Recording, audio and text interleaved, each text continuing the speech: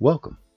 This is Conversations with Black Doctors, brought to you by Austin Black Physicians Association, also known as ABPA. The mission of the Austin Black Physician Association is to improve health disparities within our community and to inspire and nurture the next generation of Black doctors. The purpose of these webinars is to bring health information to our community from trusted voices in the Austin area. We want everyone to have the knowledge to care for themselves in the best ways possible. If you're interested in learning more about or collaborating with ABPA, please visit austinbpa.com. That's austinbpa.com. And please feel free to share. Welcome.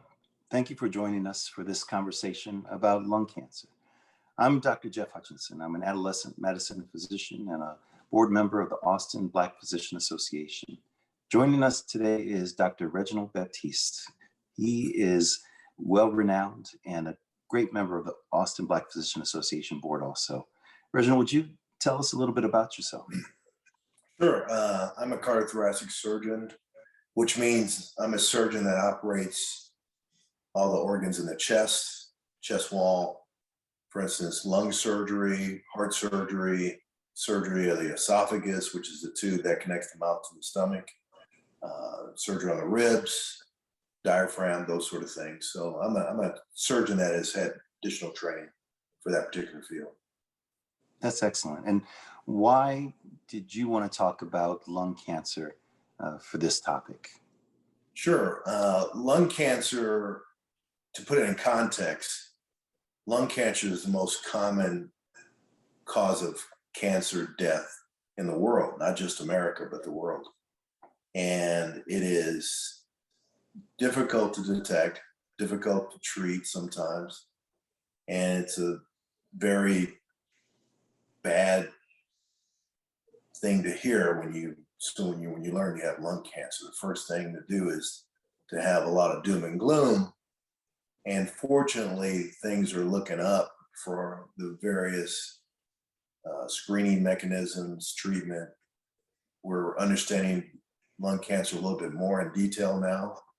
And lung cancer, like a lot of diseases in America, has hit Black patients much more harder. It's hit them earlier in their life.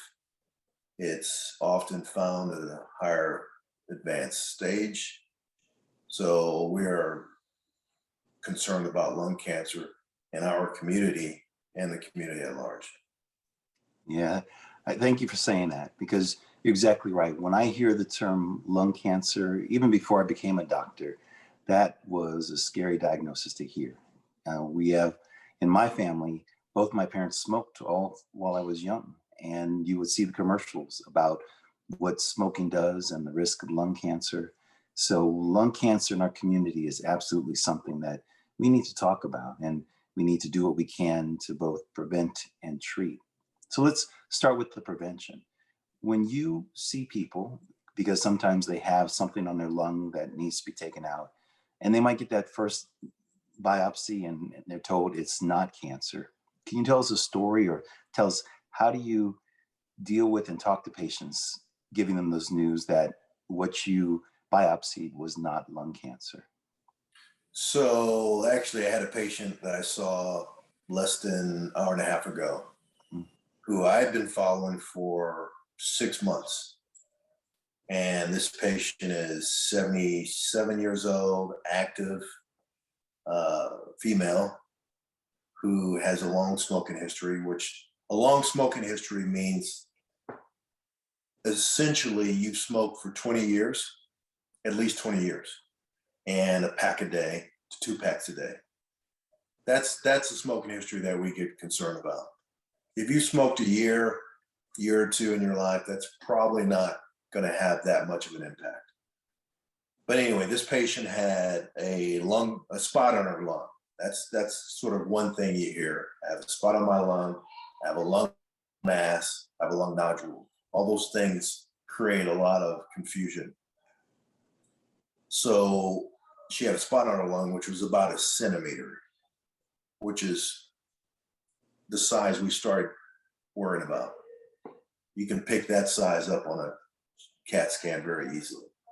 So you can either watch that for 3 or 6 months and repeat the CAT scan, or you can get more aggressive and you can biopsy it or get a PET scan. I'm not going to get into the details of the PET scan. So let's just talk about biopsying this, which usually entails having a radiologist using the CAT scan. They can actually put a needle right inside of that nodule or that spot.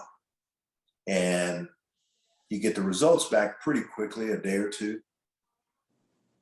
That's a very good test. It's a very good diagnostic test for determining whether someone has a nodule that has lung cancer. However, if it comes back negative, I always tell the patient that that doesn't always rule out cancer.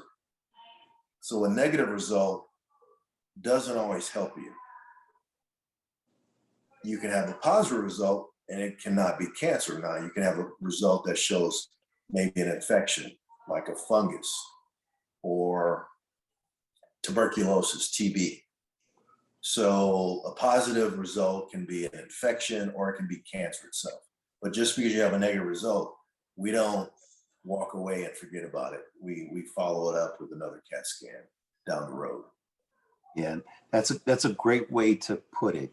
That smoking history, that prolonged smoking history always puts us at risk for cancer in the future. So just because the test is negative now does not mean that everything is fine and something we have to worry about. So what do you tell your patients who have been smoking? They may not have anything on their lungs, but their family history or their smoking history just makes you worried about them. What kind of advice do you give them? Sure. So we know through great detail, looking at epidemiological and data from thousands and thousands of patients that smoke versus non-smokers. And we've known for probably 60 years that smoking is directly related to lung cancer. It's the number one cause of lung cancer. So secondhand smoking is important. My mother smoked almost most of her life. And I remember driving from Houston to Beaumont or going to the grocery store. She would smoke inside the car. And that's pretty close to being a smoker yourself, unfortunately. So secondhand smoking is very important. Other risk factors, if your parents had lung cancer, then there is some genetic predisposition. We don't know how close that is, but you tend to have a genetic tendency to form lung cancer. Now, lung cancer, aside from smoking, there certainly is probably a multifactorial effect, meaning that there's different circumstances that are coming together that create lung cancer. Some of it's genetic, some of it's environmental, obviously cigarette smoking. Radon is a risk factor. Radon is this element that's in nature, and it's a radioactive element that is in the soil. You can measure it in your house, but it is the second leading cause of lung cancer that we can identify. And that's something that we can measure, and you need to, you can have radon detection devices and measure it and try to stay away from it as far as where you live. But it's multifactorial. And unfortunately, cigarette smoking has taken another blip in the screen. It really came down in the 90s and 80s, 90s, early 2000s. But now it's taken another blip in the screen. You see that with adolescents, they're starting to smoke more. And one other thing with smoking that is particular to the Black community is menthol cigarettes. Menthol cigarettes were created, I think, in the 20s. And one of the cigarette producers, they added menthol, which is to add flavor to the cigarette. and it's more addictive, and it is much more suspicious to create lung cancer because it's so addictive. Yeah. And interestingly enough, it was eventually advertised more heavily and pushed on the Black community more. They advertised in Ebony magazine, Jet magazine. They even contributed to, they, at least historically, they say this, but they contributed to the civil rights movement. But menthol cigarettes are still not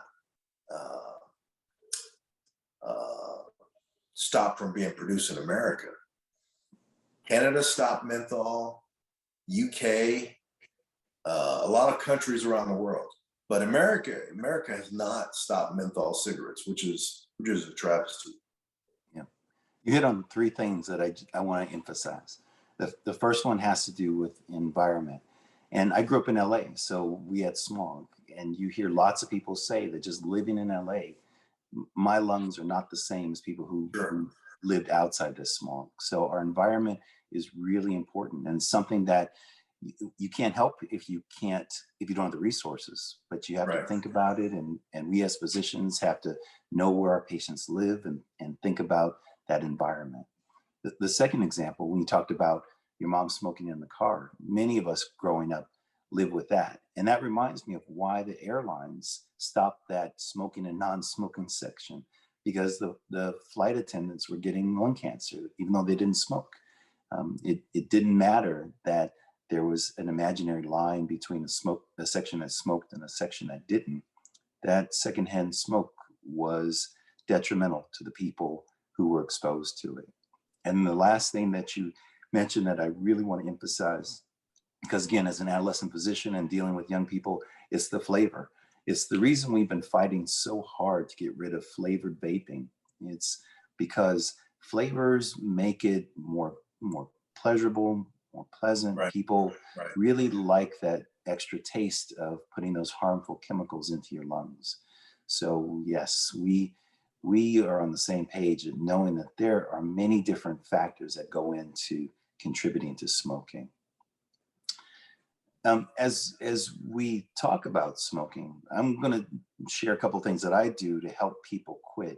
And if you think of more or want to mention more, I'd love to hear those too. But number one is, we know that everyone is not on the same place when they're ready to quit. Some people think smoking is no big deal, what we call pre-contemplative, and they have no desire to quit, all the way up to the point where they quit for 6 months and they're trying to maintain that non-smoking status. And our job is to help figure out, one, where people are and try to move them along that stage of quitting and maintaining and stopping smoking. And what I've learned from the beginning is that you can't lecture anybody into stopping. You have to figure out where they are, what's important to them, and help them realize that it's their decision and their idea to stop smoking. Have you found anything effective to help people to change some of the habits that have led to potential for lung cancer? Yeah, that's a good question. I would say, matter of fact, the number one thing that stops my patients from smoking is after heart surgery. They look at their incision, and I tell them, you want to start smoking again, just look at the mirror and look at that incision you have in your chest, because you're going to have another one in 5 to 10 years if you keep smoking. And the reason why, particularly for heart surgery, is not only just the lung cancer, but I try to tell my patients the other things that smoking contributes to: heart disease, peripheral vascular disease. And if you look at a cigarette, if you look at the ingredients, it's tons of toxins, arsenic, formaldehyde in some of them, just tons of toxins. But the nicotine is one of the strongest vaso constrictors. So it makes your vessels shrink and become narrow. That's bad in a number of ways. It increases your blood pressure, it increases atherosclerosis, but nicotine also sort of deactivates your platelets. So it makes your platelets, which are the little granules in your bloodstream that help form clots. We like those platelets in our heart patients and diabetic patients. We want those platelets to be slippery. We don't want them to aggregate and clump. Well, nicotine smoking causes them to aggregate and clump. That's exactly what we don't want in heart disease patients. So, smoking is just, we can go around the table and talk about all the bad things with strokes and heart disease. But I mean, I literally, it is a very difficult conversation because the habit, the physical addiction is very strong. It's a way to release stress, and it's a coping mechanism. And I try to talk to patients, and they have to be very insightful of what the reason why they're smoking, what's going on in your life, are you upset about your job? Are you not happy at home with your marriage, or your kids are having problems? You got to get to the root cause. And certainly I don't hesitate to talk about nicotine gum, Chantix. I try every prong to affect smoking cessation. The MD Anderson has a great smoking cessation program that's free, that you can go online and connect with them. So I try, every arrow in my quiver to deal with smoking cessation. There's no quick fix. If I had a quick fix, I think I'd buy Hawaii. Yeah, you'd be able to. I'd be a rich guy.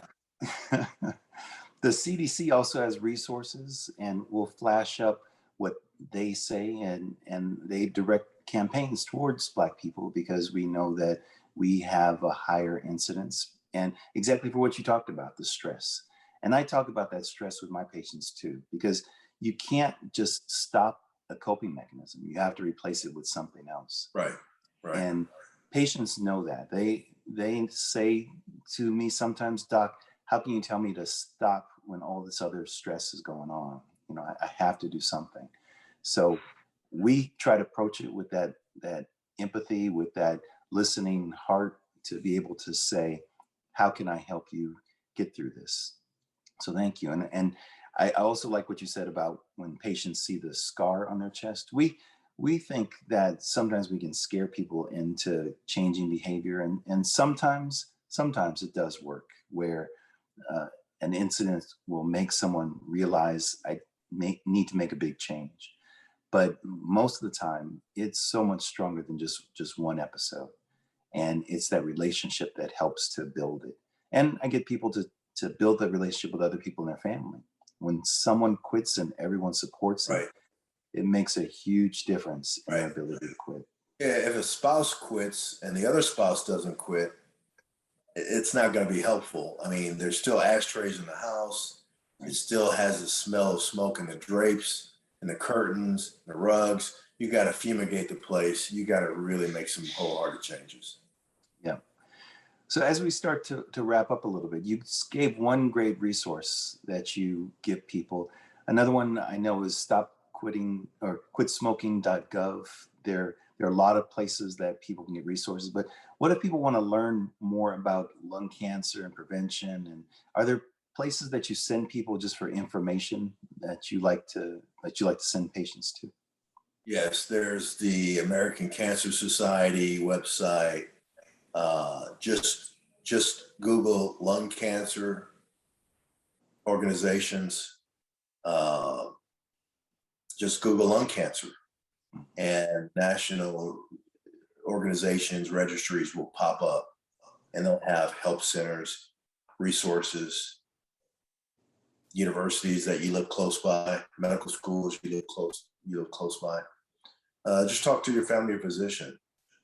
But I would encourage everyone to consider a lung screening test if they're 50 years old, and if they smoked a pack a day for 20 years, okay, or 2 packs a day for 10 years.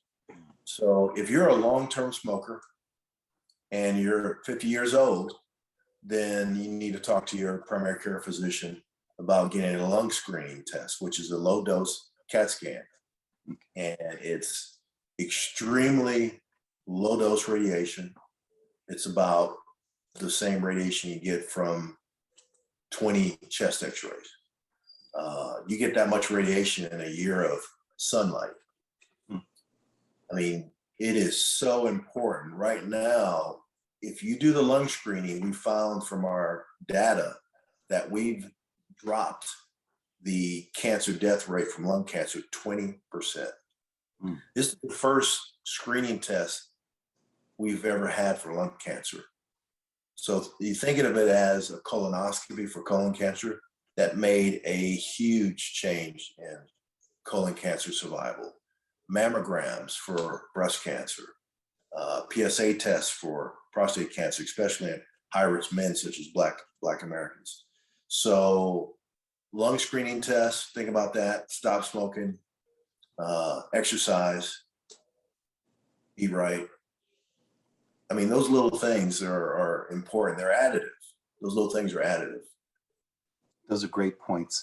Let me just clarify. So that 20-year smoking history, what if I have someone who started in their teens and now they're 35, but they've been smoking for 20 years? Do you still say 50 and older? Yeah, because right now the registry, the United States Cancer Prevention, the organization that makes the rules, have empowered Medicare, Medicaid for reimbursement, insurance companies for reimbursing this. You have to be 50 years old. It used to be 55 years old. Okay. But guess what? We got the data from the initial results from all these patients that have gotten lung screening, and the two populations that show the earlier incidence of lung cancer and being exposed to less cigarettes are Black patients and women. So they lowered the age from 55 to 50, and they went from 30-pack year smoking history to 20-pack year smoking history. So a pack year is 1 pack a day for a year, or 2 packs a day for half a year. So you can get a lung screening test if you have the money, bottom line. But most people, it'll probably be a waste of money in most people. The vast majority of people, it's going to be a negative. That's why it's at 50. So a 30-year-old, the chances of it being effective as a screening tool is not there. So you really want to be at 50 years old. Great. That's fantastic. And thank you for that clarification. And I always want to take the opportunity, when people hear about different incidences among Black and white people, you always have people thinking about genetic issues, but it's environment. There's nothing inherently wrong with Black people to make us have cancer more often. So this is all about, it's all about exposure. There's genetics go across every race, every ethnic group, and it's just something that we have to be mindful for everyone. And we know that there's more stress in our community, so we need to ask those questions. So as we wrap up, is there anything else that you'd like people to hear or to say as a parting word? No, I just hope that this helps to clarify that lung cancer is not a death sentence. The chances of surviving lung cancer are much better now than they've ever been. We haven't even talked about targeted chemotherapy or immunotherapy, which have made incredible strides in treating those patients that don't even come to me. When patients come to me with lung cancer, it's generally early lung cancer that's curable. Or they come to me for palliation for very advanced lung cancer. So patients that do come to me by and large are very fortunate lung cancer patients because they're potentially curable. You don't want to get to that point. You want to stop smoking and all those sort of things. But we do have really incredible minimally invasive surgery. I do a lot of robotic surgery on patients for lung cancer that's minimally invasive. They go home quicker. They do better. So there's lots of really neat stuff out there now. So One last thing about lung cancer. This is how it's amazing how much lung cancer is out there and that we don't know it. Every day, there's about 391 people in America dying of lung cancer every day. So 391 patients. Think of it as this: a big jumbo plane, like an Airbus, carries 350 to 450 passengers. So it's like an Airbus is falling down from the sky and crashing every day. That's lung cancer. Would you do something about that if you were in the plane industry? Absolutely. Pretty amazing. It is amazing. And I appreciate that you ended on that, on more of a positive note too, because people do need to hear that this is treatable, it is curable, it's not a death sentence. And we do everything we can to get people to take care of themselves. So Dr. Baptiste, thank you for joining us for this conversation. I know people got a lot out of it, and I really appreciate your time.